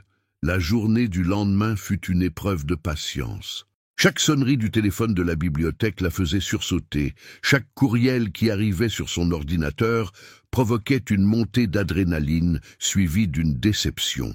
Gabriel avait promis de la tenir au courant, mais le silence s'étirait, lourd et anxiogène. Élise essayait de se concentrer sur son travail, de ranger des livres, de conseiller des lecteurs, mais son esprit était ailleurs, oscillant entre l'espoir né de leur conversation et la crainte que tout cela n'ait été qu'une illusion, un répit, avant la tempête finale. Madame Dubois l'observait d'un œil inquiet. Elle ne lui avait pas raconté en détail sa rencontre avec Gabriel Marchand, se contentant d'évoquer une prise de contact difficile à Paris, suivie d'une réunion de travail constructive à Tours. Mais sa directrice, fine psychologue habituée à lire entre les lignes des romans et des gens, sentait bien que l'enjeu était devenu plus personnel que la simple sauvegarde d'un bâtiment. « Vous semblez soucieuse, Élise », lui dit-elle doucement en fin de matinée. « Quoi qu'il arrive, vous vous êtes battue, c'est tout ce qui compte. » Élise lui offrit un sourire reconnaissant, mais les mots ne suffisaient pas à apaiser le tumulte en elle. Elle ne se battait plus seulement pour la bibliothèque. Elle se battait pour l'idée que les gens pouvaient changer, que les souvenirs pouvaient avoir plus de poids que les bilans financiers, que le Gabriel qu'elle avait aimé n'était pas entièrement mort. Ce fut finalement en début d'après-midi que son téléphone personnel vibra. Le nom de Gabriel s'afficha sur l'écran. Elle s'isola dans son petit bureau, le cœur battant si fort qu'elle craignait qu'on ne l'entende à travers la cloison. Elle prit une profonde inspiration et décrocha. « Allô ?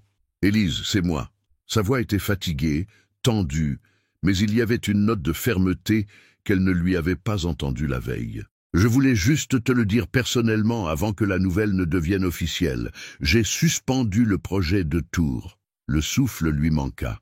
Elle dut s'asseoir. « Suspendu ? C'est-à-dire ? » ?»« C'est-à-dire qu'il est à l'arrêt. J'ai ordonné un audit complet de l'impact patrimonial et social. J'ai demandé à nos équipes de travailler sur des scénarios alternatifs de réhabilitation et non de démolition. Officiellement, nous prenons le temps de la réflexion pour mieux intégrer le projet à son environnement. Officieusement, je viens de le mettre au placard. Il n'en sortira pas tant que je serai là. » Des larmes de soulagement et de gratitude montèrent aux yeux d'Élise. Il l'avait fait. Il avait tenu sa promesse. « Gabriel, je ne sais pas quoi dire. Merci. » « Ne me remercie pas encore, » dit-il, un souffle las lui échappant. « Disons que la nouvelle n'a pas été accueillie avec un enthousiasme débordant à Paris. J'ai ouvert une guerre avec une partie de mon conseil d'administration. Mais c'est mon problème, pas le tien. L'important, c'est que la bibliothèque est en sécurité, pour l'instant.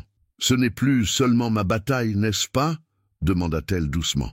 C'est devenu la tienne. Il y eut un silence à l'autre bout du fil. Oui, admit-il. Je crois bien que oui. Est-ce que tu es toujours à Tours ? S'enquit-elle, osant à peine espérer. Oui, je repars ce soir. Il faut que je sois à Paris demain pour gérer les retombées. On pourrait se voir juste un instant. La proposition lui avait échappé, dictée par une impulsion plus forte que sa prudence. Il hésita une fraction de seconde. Retrouve-moi sur les quais, au même endroit qu'hier, dans 1 heure. 1 heure plus tard, il se faisait de nouveau face au bord du Loir. Le ciel était bas et gris, menaçant de pluie, mais l'atmosphère entre eux était plus claire, plus légère. La tension avait laissé place à une sorte de complicité fragile. « Tu as l'air épuisé », constata-t-elle, notant les cernes sous ses yeux. Il haussa les épaules. « Nuit blanche et journée de bataille téléphonique, mais ça en valait la peine. Te voir hier, dans la bibliothèque, Ça m'a rappelé des choses que j'avais forcé à oublier. Sur moi, sur ce qui compte vraiment. Tu m'as rendu un service, Élise, plus grand que tu ne l'imagines.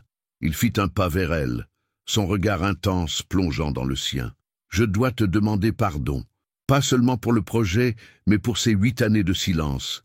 J'ai été un imbécile. J'avais peur et j'ai choisi la fuite. J'ai gâché quelque chose qui était précieux. Le mot « précieux » resta en suspens entre eux, vibrant de tous les non-dits. Le cœur d'Élise s'emballa. Le passé et le présent se télescopaient, et elle ne savait plus si elle parlait au PDG ou au garçon de 18 ans qui lui avait offert un livre. Nous étions jeunes, Gabriel. On fait tous des erreurs. Toutes les erreurs ne se valent pas, murmura-t-il. Il semblait sur le point d'ajouter quelque chose, de franchir enfin la dernière barrière, quand son téléphone professionnel sonna de nouveau. Une sonnerie agressive qui les fit sursauter tous les deux. Il jeta un coup d'œil à l'écran. Arnaud de Villiers. Son visage se durcit. Je dois prendre cet appel, excuse-moi. Il s'éloigna de quelques pas, lui tournant le dos, et décrocha. Élise ne pouvait pas entendre les mots, mais elle voyait la tension dans ses épaules, la façon dont sa main libre se serrait en un point. La conversation fut courte, hachée. Gabriel écoutait plus qu'il ne parlait, ponctuant les phrases de son interlocuteur de « j'ai compris » et de « c'est ma dernière décision ». Quand il raccrocha, il semblait avoir vieilli de 10 ans. « Ça ne va pas ?» demanda-t-elle, inquiète. Il se passa une main sur le visage. « Il ne lâche rien. Il me menace de convoquer une assemblée générale extraordinaire pour contester mon autorité. La guerre est officiellement déclarée. » Il la regarda, et un étrange sourire se dessina sur ses lèvres. « Tu sais ce qui est ironique? Je n'ai jamais été aussi certain d'avoir pris la bonne décision. » Le voir ainsi, combatif et vulnérable à la fois, fit naître en elle un sentiment nouveau, un mélange d'admiration et d'une tendresse infinie. Elle eut une envie folle de le prendre dans ses bras, de lui dire que tout irait bien, qu'ils affronteraient cela ensemble. Mais elle se retint. C'était trop tôt, trop compliqué. Hélène existait toujours, quelque part à Paris. Alors qu'il s'apprêtait à partir, il s'arrêta, comme frappé par une idée soudaine. La Fondation Marchand, nous finançons des programmes culturels, nous faisons des dons de livres à des bibliothèques en difficulté. C'est l'un des seuls héritages de mon grand-père que j'ai tenu à développer. Il la regarda, un éclat dans les yeux. Laissez-moi faire un geste, un vrai. Pas une compensation, mais une contribution. Je vais demander à mes équipes d'envoyer une sélection de nos plus beaux ouvrages à la bibliothèque de Tours, des éditions rares, des classiques pour la jeunesse. C'est un début, un moyen de commencer à réparer. L'idée était belle, sincère. Élise fut touchée. « J'accepte », dit-elle avec un vrai sourire. « Au nom de tous nos lecteurs, merci Gabriel. » Ce qu'aucun d'eux ne pouvait savoir, c'est que dans les bureaux parisiens, un assistant surmené, chargé d'organiser cet envoi, allait commettre une erreur. Dans le lot des livres destinés à la Fondation, il allait inclure par inadvertance une caisse provenant des effets personnels de Gabriel, une caisse contenant de vieux livres de lycée qu'il avait demandé de stocker. Et dans cette caisse se trouverait un exemplaire usé du Petit Prince, avec bien à l'abri entre ses pages une lettre qui n'aurait jamais dû quitter l'ombre. Les jours qui suivirent furent étranges, suspendus dans un entre-deux incertain. La nouvelle de la suspension du projet s'était répandue dans le quartier comme une traînée de poudre, d'abord comme une rumeur, puis confirmée par un communiqué laconique de la mairie. Un immense soulagement avait accueilli l'annonce. Monsieur Charpentier était venu en personne à la bibliothèque, les yeux humides, serrer la main d'Élise. La propriétaire de la librairie lui avait offert un bouquet de fleurs. Pour tous, elle était l'héroïne discrète qui avait fait plier le géant. Mais Élise, elle, connaissait le prix de cette victoire. Elle pensait à Gabriel, seule à Paris, menant une guerre dont elle était la cause. Il ne l'avait pas rappelé. Après leur dernière conversation sur les quais, il s'était muré dans un silence que, cette fois, elle comprenait. Il ne s'agissait pas d'abandon, mais de protection. Il était en plein combat et ne voulait sans doute pas l'y mêler. Malgré tout, l'absence de sa voix laissait un vide. La fragile complicité née de ces 2 jours intenses était mise à l'épreuve de la distance et de la réalité de leur vie respective. Elle se demandait s'il pensait à elle. Elle se demandait ce qu'il advenait de sa fiancée, de son conseil d'administration, de son empire. Une semaine après son départ, un camion de livraison siglé Fondation Marchand se gara devant la bibliothèque. 2 hommes robustes commencèrent à décharger une dizaine de grandes caisses en carton. C'était le don de Gabriel, la promesse tenue. Madame Dubois sortit sur le parvis, les yeux ronds. « Mon Dieu, Élise, c'est impressionnant. » Élise sentit son cœur se gonfler de gratitude. C'était un geste public, un signe tangible de son changement. Il ne se contentait pas d'arrêter la destruction. Il commençait à reconstruire. Elles passèrent l'après-midi à ouvrir les caisses avec l'excitation d'enfants le matin de Noël. Les livres étaient magnifiques. Des collections complètes de classiques de la Pléiade, des livres d'art aux reproductions somptueuses, des encyclopédies illustrées pour les enfants, des romans contemporains primés. C'était un trésor, une perfusion de vie nouvelle pour leurs étagères vieillissantes. Il n'a pas fait les choses à moitié, commenta Madame Dubois, admirative, en feuilletant un ouvrage sur les impressionnistes. C'est un don d'une valeur inestimable. Élise souriait, mais son esprit était ailleurs. Elle cherchait un signe, un mot, quelque chose de personnel au milieu de ce don si officiel. Mais il n'y avait rien. Juste des livres neufs, impeccables, accompagnés d'un bon de livraison standard de la Fondation. Alors qu'elles arrivaient à la dernière caisse, elle remarqua qu'elle était différente des autres. Elle était plus vieille, le carton était un peu écorné, et une étiquette jaunie y était collée, sur laquelle était écrit à la main, d'une écriture qu'elle ne reconnut pas, « Archives personnelles GM, lycée, université ». « C'est étrange », dit-elle en fronçant les sourcils. « Celle-ci ne ressemble pas aux autres. Une erreur de l'entrepôt sans doute, supposa Madame Dubois. Ouvrons-la, nous verrons bien. » Élise coupa le ruban adhésif avec un cutter. L'odeur qui s'en échappa n'était pas celle du papier neuf et de l'encre fraîche, mais une odeur familière de poussière, de temps passé, une odeur de grenier. À l'intérieur, pas de Pléiade ni de livres d'art, mais des manuels scolaires cornés, des romans de poche à la couverture usée, des cahiers à spirale. C'étaient les livres d'un étudiant, les livres de Gabriel. Son cœur s'arrêta de battre. C'était une intrusion, une fenêtre ouverte par erreur sur un passé qu'il avait cru enfermé. Madame Dubois, sentant l'intimité de la découverte, s'éclipsa discrètement sous prétexte d'aller chercher du café, la laissant seule avec ce fantôme de carton. Les mains tremblantes, Élise sortit les livres un à un. Un manuel de philosophie couvert d'annotations et de caricatures dans les marges. Un recueil de poésie de Baudelaire, dont certaines pages étaient soulignées. Chaque objet était une relique, un fragment de l'adolescent qu'elle avait connu.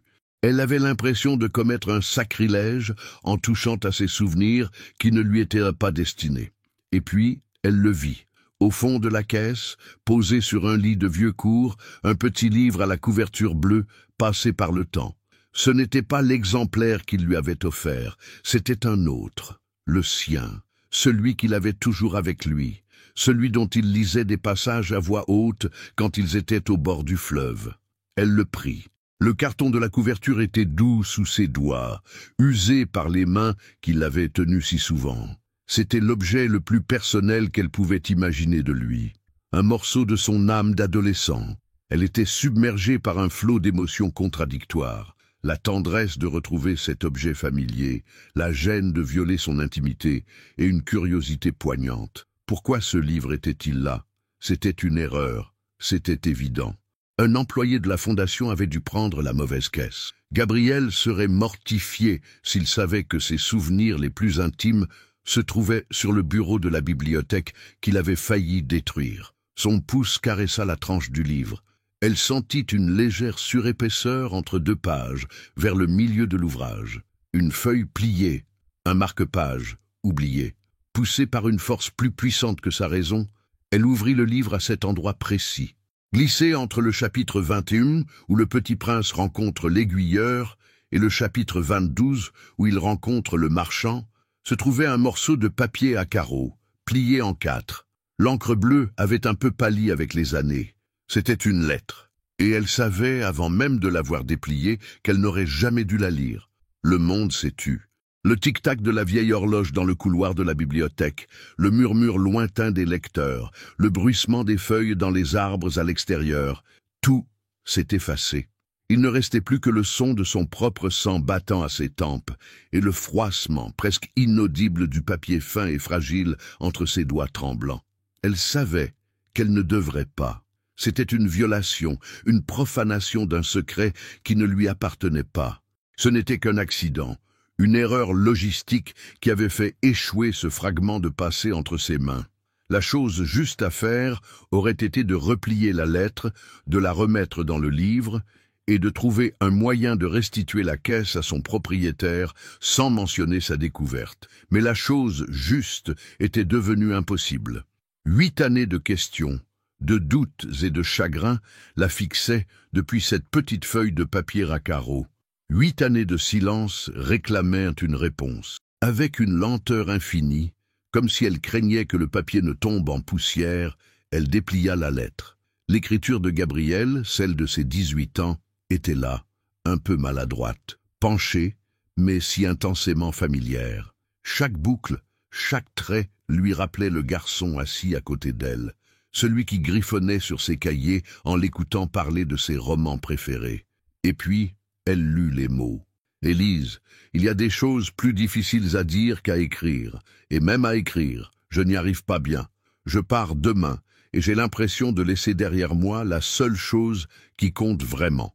J'ai essayé de te le dire 100 fois cet après-midi en te donnant ce livre, mais les mots sont restés coincés. Je crois que je suis amoureux de toi. Pas comme on aime une amie, mais comme on aime la personne avec qui on a envie de regarder les étoiles toute sa vie. J'espère qu'un jour j'aurai le courage de te donner cette lettre. J'espère qu'il ne sera pas trop tard. Gabrielle. » Un son étranglé s'échappa de sa gorge. Ce n'était pas un sanglot, mais un souffle coupé, le bruit de l'air quittant ses poumons, sous l'impact d'une révélation trop grande pour être contenue. Le sol sembla se dérober sous ses pieds. Ce n'était pas une illusion. Ce n'était pas un rêve d'adolescente. C'était réel. Il l'avait aimée. Il l'avait aimée au moment même où elle l'aimait avec la même intensité silencieuse. Un vertige rétrospectif la saisit. 8 années de sa vie venaient d'être réécrites. Le silence de Gabrielle n'était pas de l'indifférence, mais de la peur. Son départ n'était pas un abandon, mais un déchirement. La douleur qu'elle avait portée comme une blessure secrète était le miroir de la sienne. Ils avaient été 2 âmes sœurs, séparées non pas par un manque d'amour, mais par un excès de timidité et un coup du sort tragique. Une larme, puis 2, roulèrent sur ses joues et tombèrent sur le dos de sa main. Mais ce n'étaient pas des larmes de tristesse, c'étaient des larmes de validation, de compréhension tardive. La joie poignante de cette découverte était immédiatement suivie d'une vague de chagrin immense, trop tard. Ces derniers mots résonnaient en elle, « J'espère qu'il ne sera pas trop tard ». Mais il était trop tard. 8 ans s'étaient écoulés. Il était devenu un autre homme, un homme fiancé, un homme à la tête d'un empire. Cet amour d'adolescent pouvait-il survivre à une telle transformation? N'était-ce plus qu'une belle et douloureuse relique? Une nostalgie mal résolue, comme elle l'avait craint? Elle replia soigneusement la lettre, la glissa dans la poche de son jean et posa le livre sur son bureau. Elle devait sortir, respirer. D'un pas mécanique, elle quitta la bibliothèque, traversa la place et descendit vers les quais, vers le fleuve qui avait été le témoin de leur histoire muette. L'air frais et humide lui fouetta le visage, mais ne parvint pas à clarifier le chaos dans sa tête. Elle tenait la vérité dans sa poche, une vérité qui changeait tout et ne changeait rien à la fois. Que devait-elle faire de ce secret? Le confronter avec? Le garder pour elle comme un trésor douloureux? À Paris, au même moment, Gabrielle sentait les murs de son bureau se refermer sur lui. La suspension du projet de Tours avait déclenché un séisme au sein du marchand groupe. Arnaud de Villiers, furieux d'avoir été défié, avait mis sa menace à exécution. Un courriel officiel venait de tomber. Une convocation pour une réunion extraordinaire du conseil d'administration était fixée pour le lendemain après-midi. L'ordre du jour était vague. Réévaluation de la stratégie de développement et de la gouvernance du groupe. Mais le message était limpide. C'était un procès. Son procès. Son téléphone sonna. C'était Antoine, son assistant. la voix tendue. « Monsieur, j'ai des nouvelles. De Villiers a passé la matinée à appeler un par un les membres du conseil. Il monte un dossier contre vous. Il utilise la suspension du projet de Tours comme preuve de votre immaturité émotionnelle et de votre incapacité à séparer le personnel du professionnel. Il va demander un vote de défiance. »« Qu'il essaie » répondit Gabriel, sa voix plus calme qu'il ne se sentait. « Je suis l'actionnaire majoritaire. Il ne peut rien faire. Juridiquement, non. Mais il peut saper votre autorité, créer une crise de confiance qui fera chuter l'action. Il est en train de vous isoler, monsieur. » À peine avait-il raccroché qu'un message d'Hélène s'afficha. « Le gala est demain soir. J'ai besoin de savoir si tu viens avec moi, ou si je dois annoncer à nos familles que notre engagement est terminé. C'est ta dernière chance, Gabriel. Choisis. » L'étau se resserrait. Sa vie professionnelle et sa vie personnelle étaient sur le point d'imploser. Il était acculé, forcé de faire un choix qu'il avait repoussé pendant des années. Choisir la voie tracée pour lui, celle de la raison, du devoir, de l'empire, incarnée par Hélène et de Villiers. Ou choisir la voie du cœur, de l'âme, celle qu'Élise lui avait rappelée, quitte à tout perdre. Il se leva et s'approcha de la grande baie vitrée. Paris s'étendait à ses pieds, un royaume qu'il risquait de perdre. Mais en regardant la ville, il ne voyait qu'une seule chose, un TGV filant vers le sud-ouest, vers une petite ville au bord d'un fleuve. Il savait ce qu'il devait faire. Ce n'était plus une question de logique ou de stratégie. C'était une question de survie, pas celle du PDG, mais celle de l'homme. Il prit son téléphone. Il n'appela ni son avocat ni son assistant. Il appela la seule personne qui pouvait encore lui rappeler pourquoi il se battait. Le téléphone sonna dans le silence de sa petite maison, strident et incongru. Élise sursauta, la main crispée sur la lettre qu'elle avait lue et relue une dizaine de fois. Le nom de Gabriel s'affichait. C'était insensé. C'était comme si l'univers avait conspiré pour faire se télescoper le passé et le présent en une seule journée vertigineuse. Elle décrocha, la voix tremblante. « Gabriel ? Élise, j'ai besoin de toi. » Sa voix était à bout de souffle, tendue comme une corde. Il n'y avait aucune formalité, aucune distance. C'était un appel à l'aide. « Demain, à 14 heures, j'organise une conférence de presse à Paris, place Vendôme. Tout le conseil sera là, les investisseurs, la presse. C'est là que tout va se jouer. Je vais faire une annonce. J'ai besoin que tu sois là, s'il te plaît. J'ai besoin de te voir dans la salle, pour me souvenir pourquoi je fais tout ça. » La demande la laissa sans voix. Retourner à Paris, non plus comme une adversaire, mais comme un soutien silencieux. Se jeter au cœur de la fosse au lion, dans ce monde qui n'était pas le sien. Elle sentit le papier de la lettre dans sa main, un talisman brûlant. Elle tenait la preuve de son amour passé. Lui demandait un acte de foi pour son amour présent. « J'y serai », répondit-elle sans hésitation. Le voyage en TGV du lendemain matin était un pèlerinage. Elle n'emportait qu'un petit sac, mais elle portait le poids d'une vérité vieille de 8 ans. La lettre était dans la poche intérieure de son manteau, reposant contre son cœur. En regardant la campagne défiler, elle fut assaillie par le doute. Et si cet amour n'était qu'un fantôme, si les actions de Gabriel n'étaient qu'une tentative désespérée de racheter ses erreurs passées, une nostalgie pour un garçon qu'il n'était plus, la peur que tout cela ne soit qu'une magnifique et douloureuse illusion lui serra la gorge. Mais ensuite, elle repensa à son appel, à la vulnérabilité dans sa voix. Non, ce n'était pas un fantôme. C'était un homme en train de choisir sa vérité, et elle avait choisi d'être là pour en être le témoin. La place Vendôme était l'épicentre du luxe et du pouvoir. Élise se sentit plus petite et plus provinciale que jamais en traversant la place majestueuse pour entrer dans l'hôtel particulier où se tenait la conférence. La salle était un écrin de dorures et de cristal, bondé d'un parterre de costumes sombres, de tailleurs impeccables et de sourires carnassiers. Les flashs des photographes crépitaient. Des journalistes économiques prenaient des notes, l'air grave. Elle reconnut Arnaud de Villiers au premier rang, son visage fermé comme une pierre tombale. Un peu plus loin, Hélène de Varenne, d'une beauté glaciale dans une robe griffée, discutait avec un groupe d'investisseurs, affichant une confiance qui sonnait faux. Élise se glissa discrètement au fond de la salle, près d'un pilier invisible, une simple note de musique perdue dans une cacophonie d'ambition. À 14 heures précises, Gabriel monta sur l'estrade. Il était seul.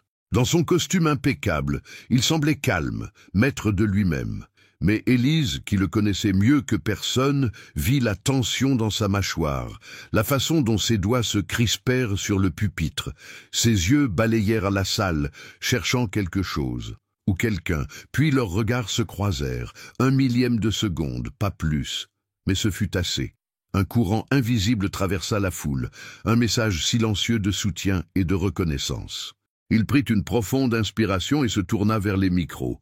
« Mesdames, messieurs, merci de votre présence. » Sa voix était claire, emplissant la salle. « Vous êtes ici aujourd'hui car vous attendez une annonce concernant le projet de développement du marche en groupe dans le Val-de-Loire. Un projet d'envergure, promis à une rentabilité exceptionnelle. » Il marqua une pause, laissant les mots flotter. Arnaud de Villiers esquissa un mince sourire de satisfaction. « Mais aujourd'hui, reprit Gabriel, son ton changeant, devenant plus personnel, je voudrais vous parler d'une autre forme de rentabilité, celle qui ne se chiffre pas en euros, mais en héritage. Je voudrais vous parler de la différence entre le prix et la valeur. » Des murmures parcoururent la salle. Le sourire de Villiers s'effaça. Une entreprise comme la nôtre a le pouvoir de construire, mais aussi celui de détruire. Elle a la responsabilité de ne pas oublier que derrière les plans et les bilans, il y a des vies, une histoire, une âme. Récemment, on m'a rappelé que l'essentiel est souvent invisible pour les yeux. Son regard chercha de nouveau celui d'Élise. Cette fois, il s'y attarda. C'est pourquoi j'ai pris la décision, en ma qualité de PDG et d'actionnaire majoritaire du Marchand Group, d'annuler purement et simplement le projet de resort écologique à Tours. La phrase tomba comme une bombe. Un silence de mort s'installa, suivi d'une explosion de chuchotements et du crépitement redoublé des flashs. Arnaud de Villiers se leva à moitié, le visage décomposé par la fureur. Gabriel leva une main pour calmer le tumulte. Mais ce n'est pas tout. Annuler ne suffit pas, il faut construire. C'est pourquoi j'annonce aujourd'hui la création d'un nouveau pôle au sein de notre fondation, doté d'un budget initial de 50 millions d'euros. Ce pôle sera entièrement dédié à la restauration et à la valorisation du patrimoine historique et culturel des villes françaises. Et notre premier projet phare, sera la rénovation complète et l'agrandissement de la bibliothèque municipale de Tours, ainsi que la réhabilitation de son quartier historique. Ce fut un coup de théâtre magistral. Il ne se contentait pas de reculer, il avançait dans une direction totalement opposée, transformant une défaite potentielle en une victoire morale et une formidable opération d'image. Au milieu des questions qui fusaient de toutes parts, des applaudissements timides qui commençaient à éclater, Gabriel ne regardait plus personne. Ses yeux étaient rivés sur Élise. Il venait de faire sauter tous les ponts avec son ancienne vie. Il se tenait là, seul sur son estrade, mais il n'avait jamais paru aussi libre. La conférence de presse se disloqua dans un chaos indescriptible. Les journalistes se pressaient vers l'estrade. Arnaud de Villiers, livide, quitta la salle en bousculant les gens sur son passage. Hélène restait figée, le masque de la parfaite fiancée tombé, laissant place à une incrédulité amère. Au milieu de ce tourbillon, Élise ne bougea pas. Puis, lentement, elle commença à marcher. Elle fendit la foule, ses yeux ne quittant pas les siens. Les gens s'écartaient sur son passage, comme si une force invisible la guidait. Gabriel descendit de l'estrade et vint à sa rencontre. Ils s'arrêtèrent, l'un en face de l'autre, au cœur de la tempête, mais dans une bulle de silence parfait. Le bruit du monde s'estompa. Il n'y avait plus de PDG, plus de bibliothécaire, juste un homme et une femme qui s'étaient enfin retrouvés. « Dans la lettre, commença-t-elle, sa voix à peine un murmure, tu avais écrit que tu espérais qu'il ne serait pas trop tard. » Un voile de douleur et de regret passa dans les yeux de Gabriel. « J'ai eu si peur qu'il le soit. » Elle posa sa main sur son cœur, là où elle sentait battre le sien, et lui offrit le plus doux des sourires. « Il n'est jamais trop tard, Gabriel. Jamais trop tard pour l'essentiel. » Et là, Au milieu des flashs et des questions, il comprit qu'il n'avait rien perdu. Il venait de tout gagner, car parfois, ce qui semble perdu est simplement un amour qui attendait patiemment, entre les pages d'un vieux livre, le moment juste pour être enfin vécu.